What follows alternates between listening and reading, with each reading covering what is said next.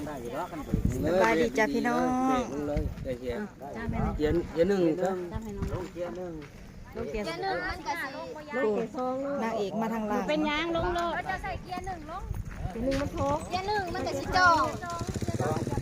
เกียร์สามข้ามฝากข้ามฝั่งอีกแล้วบทไปแต่ด้นเลยได้พี่น้องอยู่ใช่น้องดาวจ้าสบายดีพี่น้องมื้อนี้ก็พบทีมงานคือเก่าเด้อจักเดือนแล้วว่าเฮาบ่ได้ไปเขาไปงานอยากขุไปไม่ได้ไปบ่ได้ไปน้ำหมูได้ไปเหรอครั้งล่าสุดหนึ่งงานยักษ์แดนปีนี้เขาไม่ได้ไปวันนี้มีน้องไข่มาด้วยบ่ได้ไปปีนี้กับพี่หนาไปใหม่พี่น้องจัดทุกปีการกบเพื่อนไอ้บ้านเด้ไอ้บ้านคนเดียวอุ้ยสาวหมอลำแตกสวดปั้นคุณพายตัวย่องอีกมียังก็เสียงแตกสวดให้กว่าเขียดโม่ออกแต่รูดูนะน้องไผ่โอ้ยนับมือกันคุณกินมือตอนนี้กำลังย่างลงถาพี่น้องอุ้ยใหญ่จังเลยได้ภาพเลยว่างบ้าว่ามันไก่น้องดาวเกือบลงพระขี่ทรายติพระขี่ทรายถือให้แน่เห็นว่าก็ได้เดี๋ยวย่างแห้งเด้อขี่ทรายเป็นพงท่านเราหอดพังแทบจะส่งกล้องเลยเรือลำใดเนาะค่ะเอ้ยหน่อยแท้เงินผู้คนย่างเมืองในผู้ซาจิ๋วนะในใจอยากกินเรือดำแล้วนี่เขาลงมาหอดขาลำนี่บอกตอนนี้กำลังหอดกำลังสิขึ้นเรือมันเป็นเฮาดอกนี้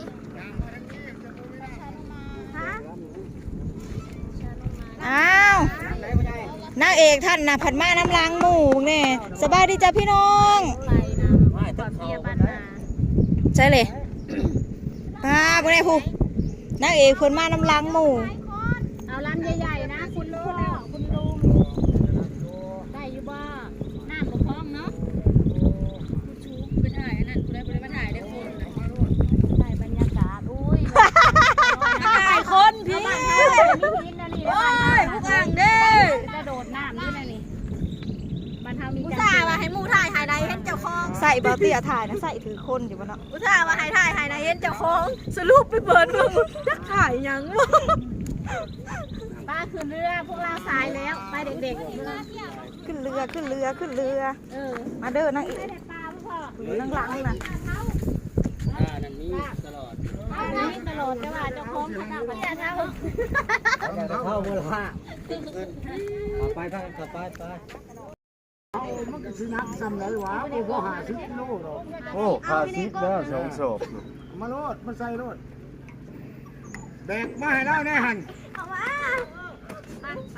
ลงใกล้ขึ้นเอาไปเด้อ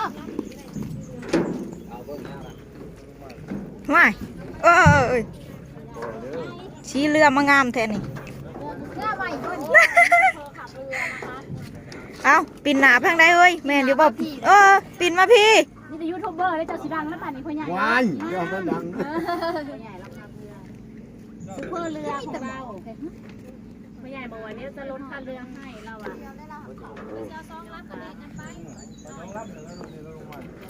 คนร้ายปัดมีรถแม่บอกเอาไปหากินหมูกระทะจริงๆเนาะไปบ่เป็นน้ำตาลบ่เบิดกันบ่เป็นยังค่ะเฮือเจ้านี่กินดีแล้วนะค่ะที่เขาต้องจ่ายอ้าวเห็นอะไรแบ่งกันมันฮ้อนเบิดกันสิได้ขี่คนละคันพี่น้องหลายคนพอกันเอาเข้ามามันอยู่ออกมาแล้วคือบ่มีไปเขาได้2 คนเจ้าเลยอยู่ซุ่มนั่นเข้ามาเฮา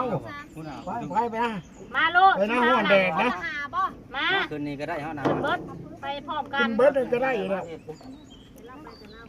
เราไปจะเล่าก็ได้เรามันนัดเขาเราขึ้นมาพ่ออยู่ดอกยับเข้ามาไปมีเงินไปเก็บเงินเราก็ให้ไป50บ่คนละ50เนาะ50ก็พอแล้ว คนหลายปานนี่ หลายคนเนาะ ลาสิเอาไปยังได้เข้าไปแต่ละ ใส่ป่ะ ถ้ามาจากเดี๋ยวการจะตั้งมาขึ้นคือให้น้อยเถอะจะให้ร้ายเนี่ยบ่เฮ้ย มันไหลลายมันสิบ่มีเงินกิน เจ้าได้ ก็ได้แล้วหลายคนเนาะ เป็นยัง คนละ50 คนละ50 บาท คนละเท่า มันแปด เอาได้ก็ได้ซะไป ทอนละ10 บาทเด้อนี่ สิกลับไปเองบ่ติ จังได๋ปลาขึ้นถ้ามันไหลมองนี่บ่มีเวลาได้กินเฮาน่ะ ตอนนี้กำลัง แน่บนเขาอันใด ลงเรือแล้ เพื่อนแค่ ว โค้งบ่มี โอ้ยบ่อนั่งกะเฮ้ย บ่บ้านนั้นจิ้มตาได้บ่ป้าย บ่อนั่งกะได้นั่งกะบิ่งเดียวโอ้ย นางยิ้มหนูดอกไม้ว่านาง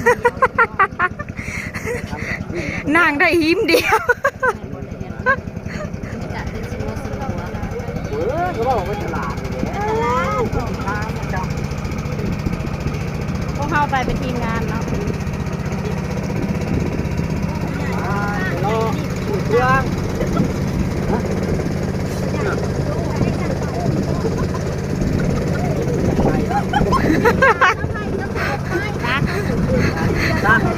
โอ้ย โอ้ย ปิวมาพี่เลยเนาะ เอ้ย บ่เป็นตาหน่ายแท้ติมาเฮาได้บ่ มาติดหนาเขากระสั่งเลือกกลับแล้วเออ เป็นสโลว์สลัวเนาะให้ลูกกับสโลว์สลัวนี่ มันเหมือน เออมันบ่แจ้ง เป็นสลัวแล้วที่เรือมันบ้านเขาพี่น้องบรรยากาศเป็นสโลว์สเลียเนาะ อ๋อพี่ต้องใจ ให้แต่น้ำบ่พอน้ำพอเขาเสียวแล้วจะ มันบ่ลมเด้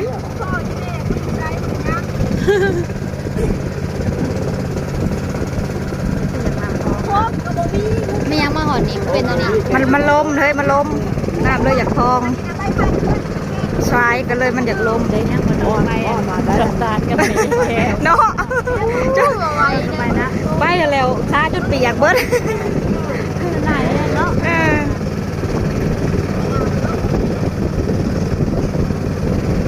เอาไปเลยไปนะ